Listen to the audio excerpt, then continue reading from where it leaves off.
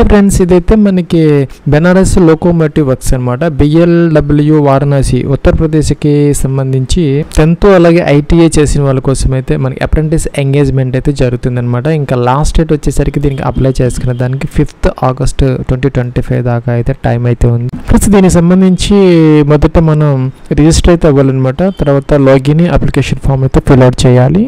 Plus ఇదైతే మనకి registration form అనమాట. ఇక్కడ అప్లైడ్ ఫర్ అంటే ఐటీఐ చేసిన వాళ్ళ కోసం కొన్ని వేకెన్సీస్ అయితే ఉన్నాయి, 300 దాకా ఉన్నాయి. అలాగే మనకి నాన్ ఐటీ అంటే 10th బేస్డ్ కూడా కొన్ని వేకెన్సీస్ అయితే మనకి ఉన్నాయన్నమాట. ఇదైతే మనకి నోటిఫికేషన్. ఐటీఐ సీట్స్ వచ్చేసరికి 300 ఉన్నాయి.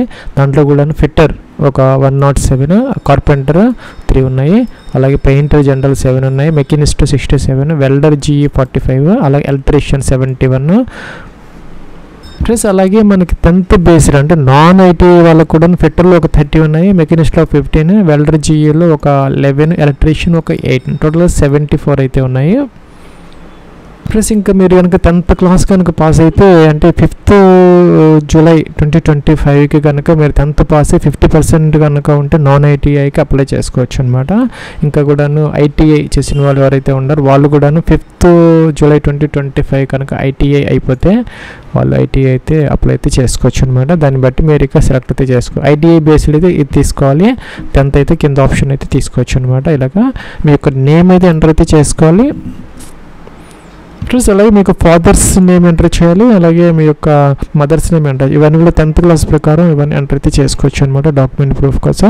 అలాగే మీరు male female both are eligible అనమాట. కేటగిరీ మీ కేటగిరీ జనరల్ ఓబీసీనా ఎస్సీనా ఎస్టీనా సెలెక్ట్ అయితే చేసుకోవాలి. మనకి ఓబీసీ అలాగే ఈ యొక్క ఈడబ్ల్యూఎస్ అయితే ఇక్కడ లేదనమాట. జనరల్ ఓబీసీ ఎస్సీ ఎస్టీ మాత్రమే ఉన్నాయి. సో ఓబీసీ వాళ్ళకి ప్లస్ ఇక్కడ కనుక మన జనరల్ కనుక తీసుకుంటే ఎవరైతే ఈడబ్ల్యూఎస్ వాళ్ళు ఉన్నారో వాళ్ళకి ఇంకొక ఆప్షన్ వస్తున్నది అనమాట. Please select your economical weaker section. ఎవరైతే ఈడబ్ల్యూఎస్ వాళ్ళు ఎస్ పెట్టుకోవాలన్నమాట. జనరల్ కేటగిరీ కింద వస్తారు ఈడబ్ల్యూఎస్. అయితే వీళ్ళు కనుక ఇన్కమ్ కనుక 8 lakhs లోపు ఉంటే వాళ్ళైతే ఎస్ పెట్టుకోవచ్చు. ఎస్ పెట్టుకుంటే కనుక వాళ్ళు ఈడబ్ల్యూఎస్ కింద అయితే వస్తారు. వాళ్ళకి కొన్ని వేకెన్సీస్ అయితే ఉన్నాయి, వాళ్ళకి అవి అయితే రిజర్వేషన్ అయితే ఉంటుంది అనమాట. అయితే మీరు ఇక్కడ సర్టిఫికెట్ అయితే కావాలన్నమాట. ఇన్కమ్కి సంబంధించి ఈడబ్ల్యూఎస్కి సంబంధించి 1/1/2025 తర్వాత తీసుకున్నటువంటి ఈడబ్ల్యూఎస్ సర్టిఫికెట్ కనుక ఉంటే వ్యాలిడిటీ మీకు దగ్గర సరిపోతుంది.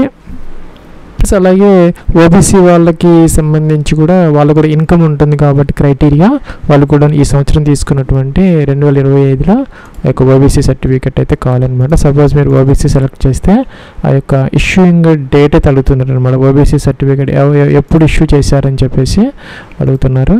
మనం ఇక్కడ మెన్షన్ అయితే చేసుకోవాలన్నమాట. ఎక్స్ సర్వీస్ మనం ఎస్ పెట్టుకోవాలి, లేకపోతే నో అనమాట. ఇంకా కూడా ఇంకా పీడబ్ల్యూడీ క్యాండిడేట్స్ ఉన్న ఉంటే ఎస్ పెట్టాలి, లేకపోతే నో అనమాట. అలాగే ఇక్కడ డేట్ ఆఫ్ బర్త్ క్యాలెండర్ ఇచ్చారు, దీని నుంచి మీ యొక్క డేట్ ఆఫ్ బర్త్ అయితే ఎంటర్ అయితే చేసుకోవాలి. ప్లస్ మీరు కనుక 10th బేస్డ్ కనుక అప్లై చేస్తామంటే మీ ఏజ్ కనుక 15 నుంచి 22 సంవత్సరాల మధ్య ఉంటే 15 to 22 years ఎలిజిబుల్ అయితే అవుతారనమాట. ఎస్సీ ఎస్టీ వాళ్ళకి అయితే కనుక 5 years ఉంటుంది కాబట్టి 27 దాకా. ఓబీసీ వాళ్ళకి వచ్చేసరికి 25, పీడబ్ల్యూడీ క్యాండిడేట్స్ ఉంటే 32 అనమాట, 32 సంవత్సరాల వరకు. ఇంకా ఐటీఐ చదివిన వాళ్ళకైతే కనుక 15 నుంచి 24 సంవత్సరాల మధ్య అయితే అవకాశం ఉంటుంది అనమాట. దానికి అదనంగా 5 సంవత్సరాలు ఎస్సీ ఎస్టీ ఓబీసీ వాళ్ళకి ఇవన్నీ కూడా ఎలిజిబుల్ అయితే అవుతారు.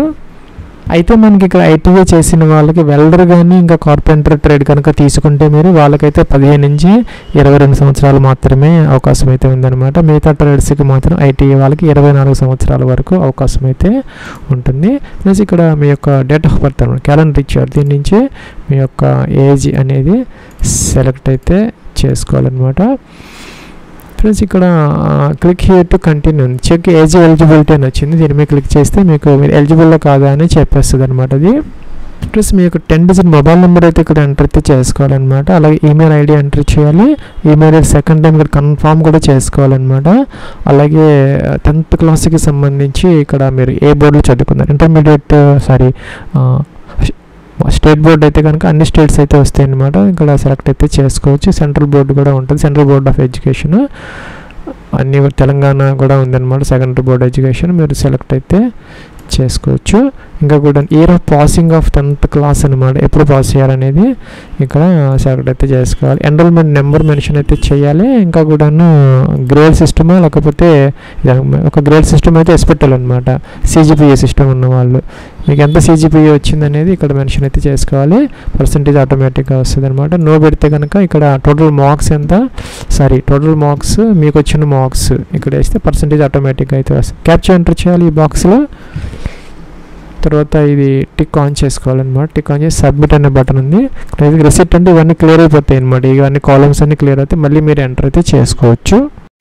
ఫ్రెండ్స్ ఇక్కడ మనకి ఒక కంట్రోల్ నెంబర్, రిజిస్ట్రేషన్ నెంబర్ అయితే మనకి డిస్ప్లే అవుతున్నాయి అనమాట. చెక్ చేసుకోవచ్చు. ఫీజు ఉన్న వాళ్ళకైతే 100 రూపీస్ అయితే వస్తుంది అనమాట. జనరల్, OBC, EWS క్యాండిడేట్స్, మిగతా వాళ్ళకైతే ఫీజు లేదు. ఫ్రెండ్స్ ఇది కావాలంటే మీరు ప్రింట్ అయితే తీసుకోవచ్చు అనమాట.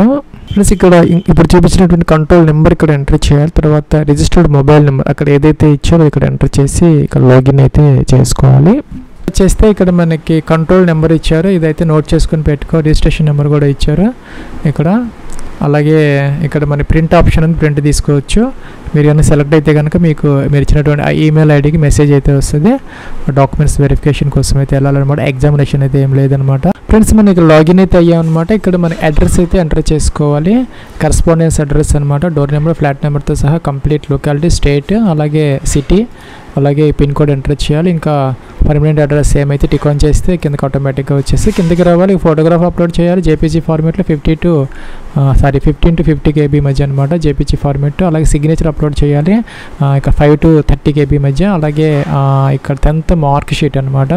IT వాళ్ళైతే IT మార్క్ షీట్ కూడా 100 KB నుంచి 200 KB వరకు JPG ఫార్మేట్, లేదంటే BMPలో. అలాగే ఇక్కడ మనకి caste certificate SC, ST, OBC, EWS వాళ్ళైతే కనుక ఇక్కడ ఈ కేటగిరీ సర్టిఫికేట్ అప్లోడ్ చేయాలి. క్యాప్చర్ ఎంటర్ చేయాలి. టిక్ ఆన్ చేయాలి. టిక్ ఆన్ చేసి ఇక్కడ సబ్మిట్ అయితే చేయాలన్నమాట.